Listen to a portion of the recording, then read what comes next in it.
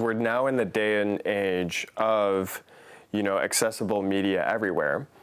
Traditionally in the marketplace right now, everybody has 2 or 3 screens in front of them at every time. They have their iPad, they have their mobile phone, and then they have a TV.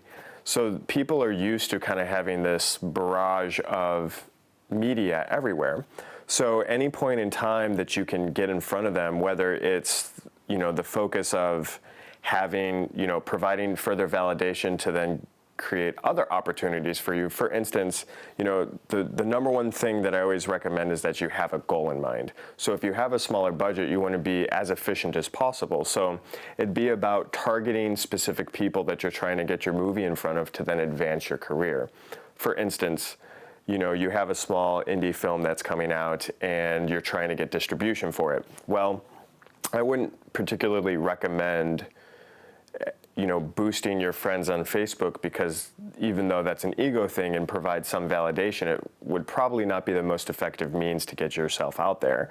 But, trying to get in trade publications or getting in trade publications, paying for that media, getting to film festivals, these things are multipliers as opposed to the 1-to-1 ratio of you actually going on Facebook or Twitter or Vine and trying to make one-on-one connections with people.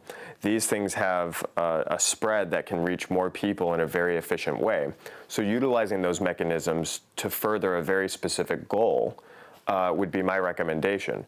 But there has to be a goal in mind, because if you have a smaller budget, unless you're going to go and offer a direct portal in which they can purchase it, it's going to be very difficult to really move the needle in any one way or another, because as a consumer who's going to purchase a movie, they typically won't purchase a movie right when they see the ad. They're at work, they're driving home, they're trying to figure out what's happening for dinner.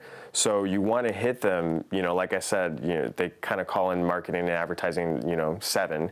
You want to hit somebody 7 times, so then that way it sticks in their mind when they're trying to make that decision of, hey, what movie are we going to watch today? And you also want to hit them at the point, or even purchase, select placement in the place where they will make the point of purchase. An example of that is going to be like getting premiere placement in Netflix when your distributor has already placed it there. You can assist with their marketing efforts, and I know that might seem contrary to what you're supposed to do as an independent filmmaker.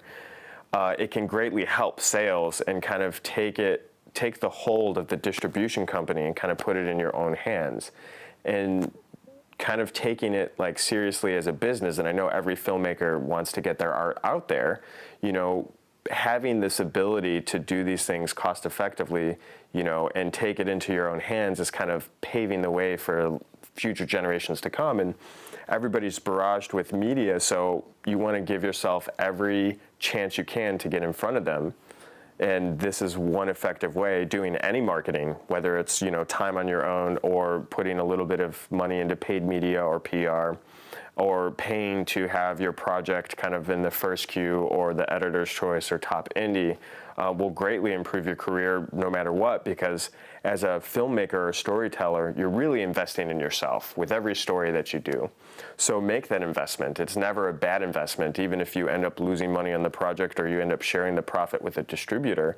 I mean, that at the end of the day, the more people that see your film creates a win for yourself, and then you will then be able to further other projects, because now you have this little bit of exposure and you start building an actual foundation that, any film that you do will have a higher success ratio.